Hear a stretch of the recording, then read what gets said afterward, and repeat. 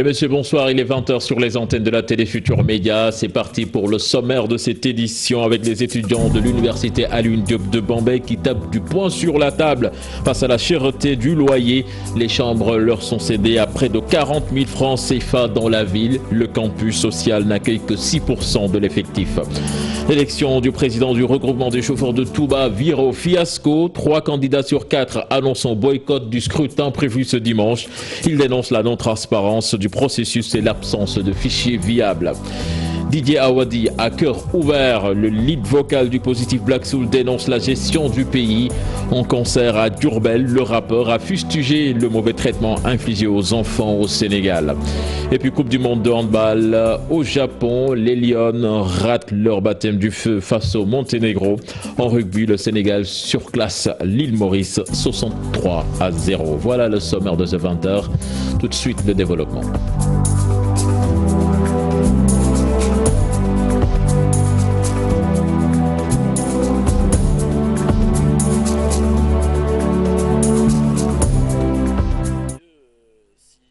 Bienvenue à toutes et à tous. Les étudiants de l'université Alioune Diop de Bambey crient à leur ras-le-bol. Cette fois-ci, ils déplorent l'augmentation du prix du loyer qui ne cesse de grimper d'année en année. Dans le campus social, seuls 6% de leurs camarades ont accès au logement. Pendant ce temps, les chambres leur sont cédées à près de 40 000 francs CFA dans la ville. Babacar Diouf, Ndongo-Ndiaye.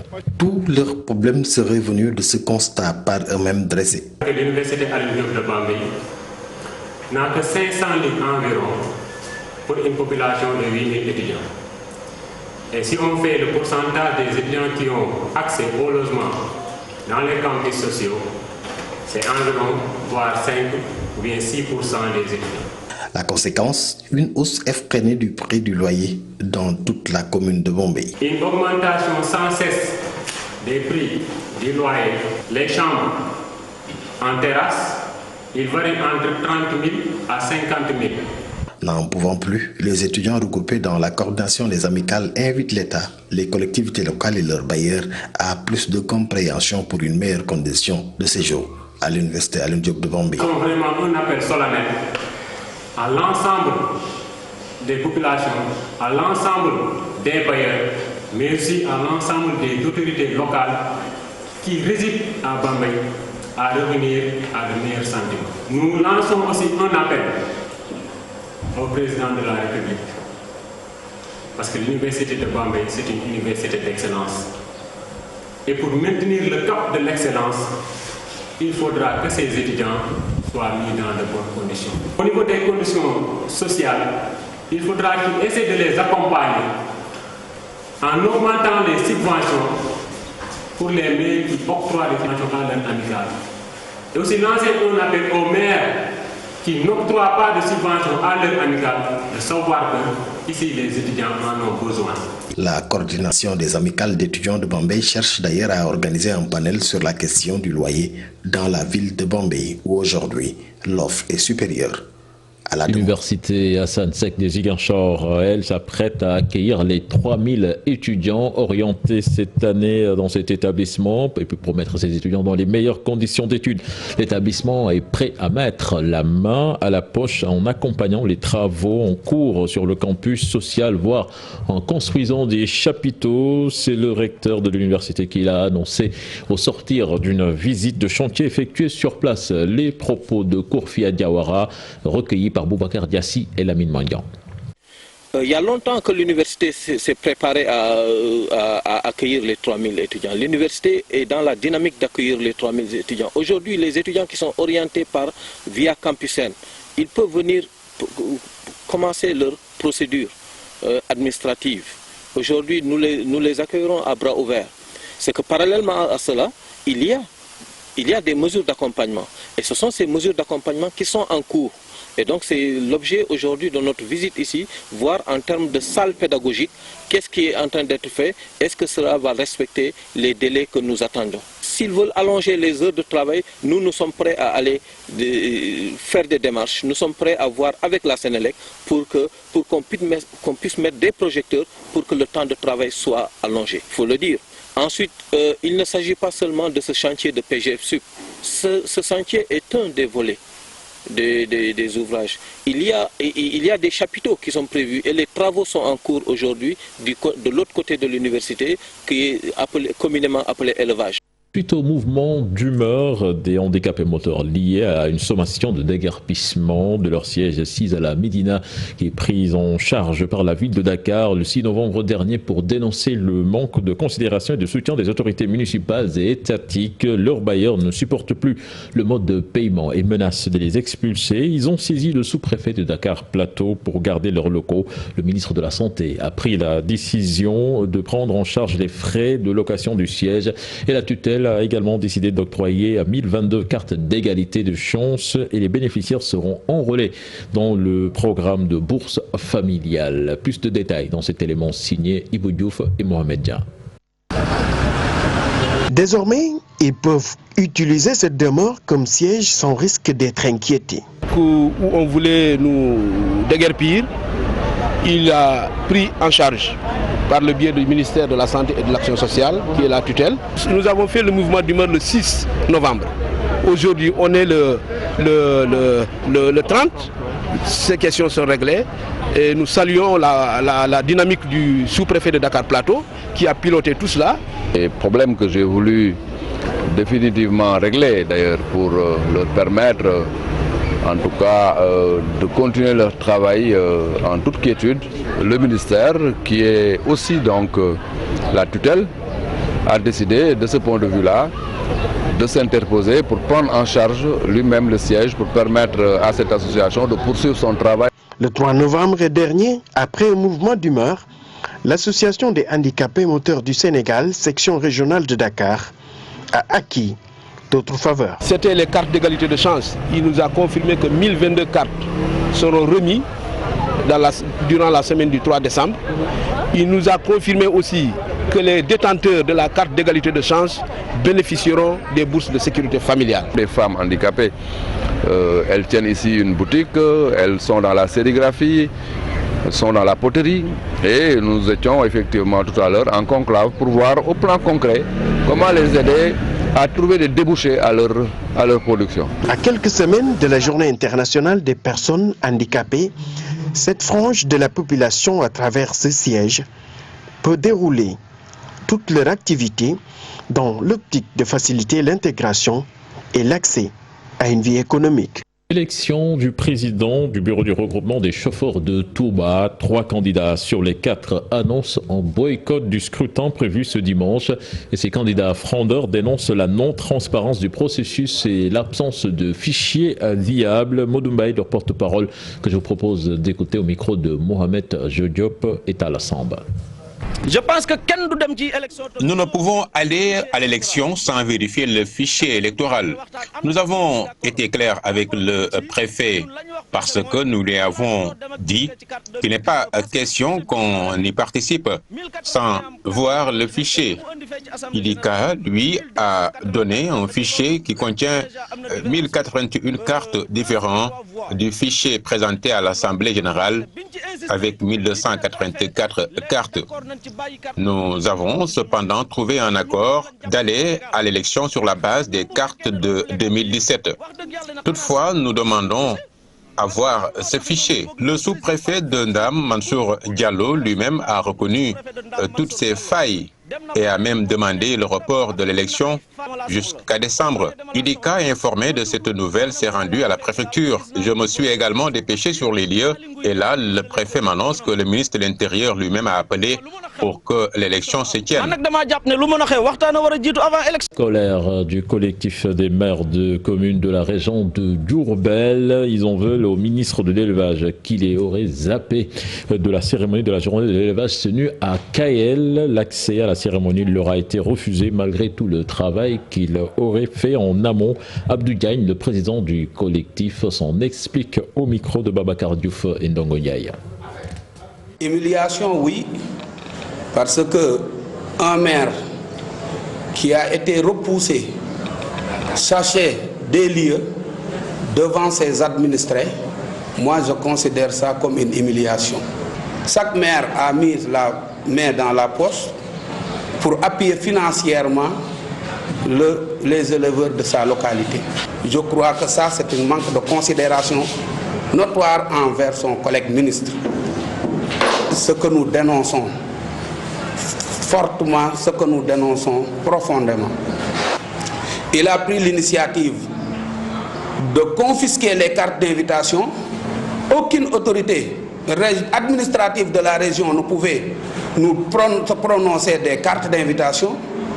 Et ce qui m'a fait très mal, ce qui nous a fait très mal, nous les élus, on nous a sassés et devant nous, des jeunes, des femmes sont en train de distribuer des cartes d'accès alors que les maires ne pouvaient pas en bénéficier. Vous l'aurez certainement remarqué, le front social en ébullition en ce moment avec les nombreuses grèves et manifestations. Des Sénégalais interrogés jugent normal cette situation vu les difficultés vécues par les populations. Certains se sont prononcés dans ce micro-trottoir signé Maguette Souare Diallo et Modou Diop. Le pays va très mal. Il y a beaucoup de Sénégalais qui ne mangent pas à leur faim. L'électricité, l'eau, la location, tout est cher. Tous ces mots frustrent les Sénégalais. Je suis pour ces manifestations. Parfois, il faut se faire entendre. Le gouvernement doit surtout aider la jeunesse qui représente l'avenir du pays.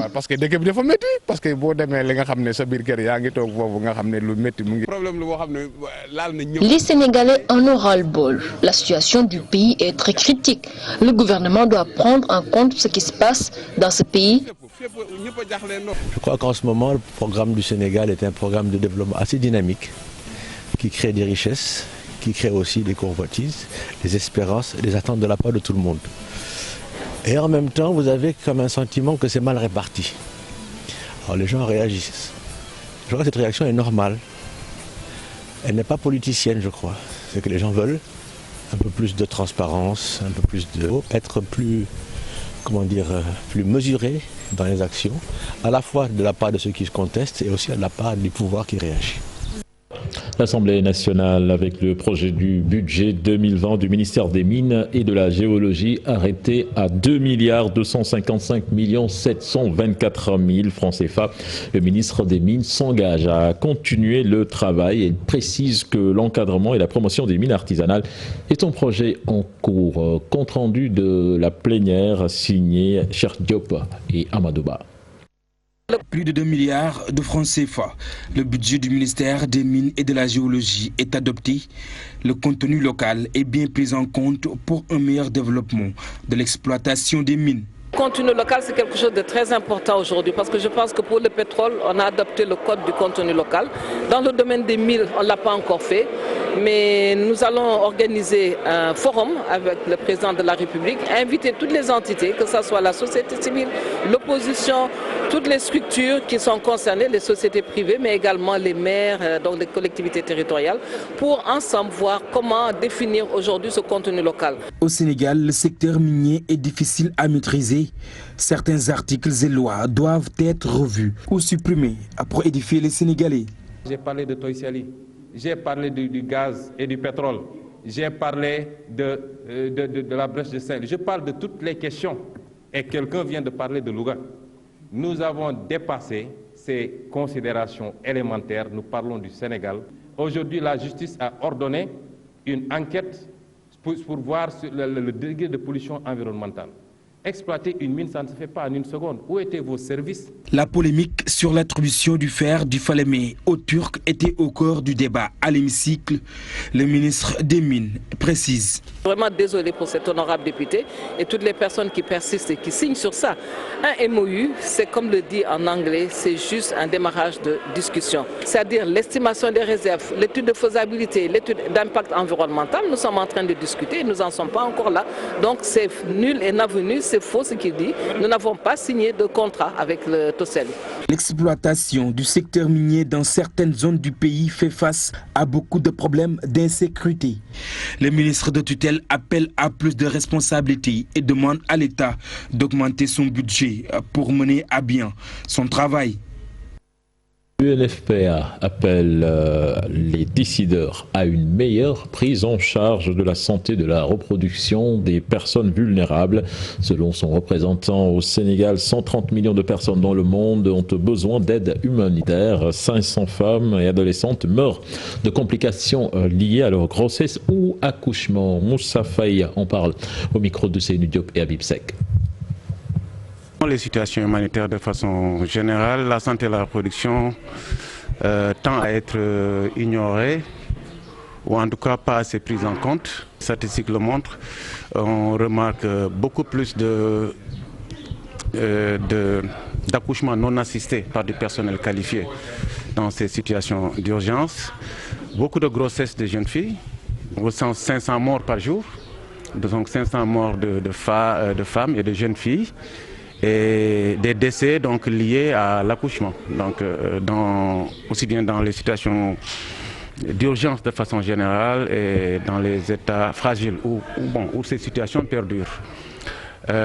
Nous avons également un peu plus de 30 millions de femmes et de jeunes filles dans le monde donc, qui sont affectées par ces situations, parce que nous avons environ 130 millions de personnes touchées par ces situations et on dit que le quart de ce nombre-là est constitué de femmes et de jeunes. À l'occasion du 30e anniversaire de la Convention internationale des droits de l'enfant, l'Institut des droits de l'homme et de la paix a organisé un panel sur le thème la Convention internationale des droits de l'enfant à 30 ans, bilans et perspectives, occasion saisie par des experts pour se prononcer sur les défis qui s'imposent au Sénégal pour protéger les enfants de toutes les souffrances.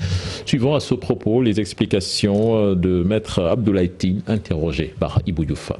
Et le Sénégal, malheureusement, est resté près de 20 ans sans présenter de rapport au niveau du traité, des organes de suivi du traité, notamment le Comité des droits de l'homme. Et que récemment, le Sénégal, effectivement, a présenté la Convention, son rapport, et il a 3 ans pour revenir devant les institutions onusiennes.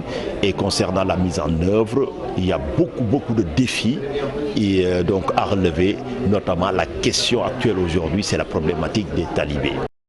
La problématique des talibés aujourd'hui, tel que ça se passe sous nos yeux, en tout cas le traitement qui est réservé à ces enfants viole à tout égard les engagements internationaux du Sénégal et qui appartient aujourd'hui au pouvoir public qui ont l'obligation effectivement de rétablir ces enfants dans le respect de leurs droits et de leur dignité.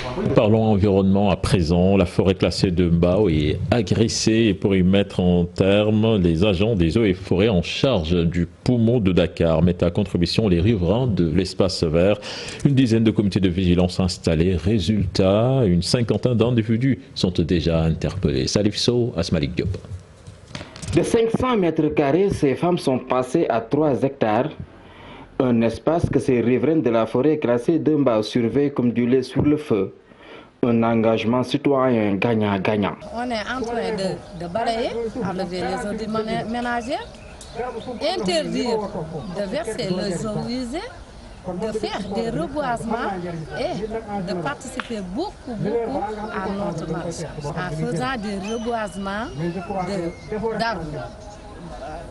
d'arbres forestiers et d'arbres fruitiers pour nos revenus. La forêt classée de Mbao fait 700 hectares. Agressé par le TR, Train Express Régional et Autoroute à péage, le poumon de Dakar est la cible des malfaiteurs. Repérés, identifiés, démasqués, les indésirables sont dénoncés par des comités de vigilance. La forêt de Mbao, les agressions, ça continue, mais d'une manière moindre. Durant ces 2 dernières années, nous avons pu appréhender presque 50 personnes qui ont fait l'objet de procès-verbaux. Et je peux dire que les 30 ou 40 viennent maintenant d'une dénonciation de ces comités de surveillance. Main dans la main, agents des eaux et forêts et riverains de la forêt classée de Mbao se battent pour défendre le site agressé. Une affaire de tous. L'objectif de cette journée, c'est de faire un plaidoyer envers les décideurs pour pouvoir pérenniser et aussi valoriser la forêt classée de Mbao. Et aussi c'est pour montrer que c'est une gestion participative, que ce n'est pas seulement le service étatique, c'est-à-dire le service des eaux et forêts qui est chargé de gérer la forêt. Il y a aussi l'ensemble de la population riveraine de la forêt classée de Mbao qui intervient dans sa gestion. Ce groupement de maraîchers a bénéficié d'un financement de 3 millions de francs CFA d'une ONG kenyane. Salif Sow, la mairie de la commune de Ngor Almadi a officiellement lancé la campagne de nettoyage Almadi zéro déchet pour le maire de la commune Amadou Gueye. Ce projet sera pérennisé grâce au soutien de ses partenaires comme le groupe Futur Média. Le maire a par ailleurs magnifié la forte mobilisation de la population pour rendre les Almadi plus accueillants. Reportage signé Maguette Soiré-Gallo avec des images de IGFM. Comme le blanc, signe de pureté, il fallait après la couleur mettre les moyens. La mairie de Ngor Almadi, aidée par ses partenaires, voulait rendre la commune plus propre, ça à travers une campagne Almadi zéro déchet. C'est une campagne de lancement par rapport à l'insalubrité qu'il y a dans le secteur.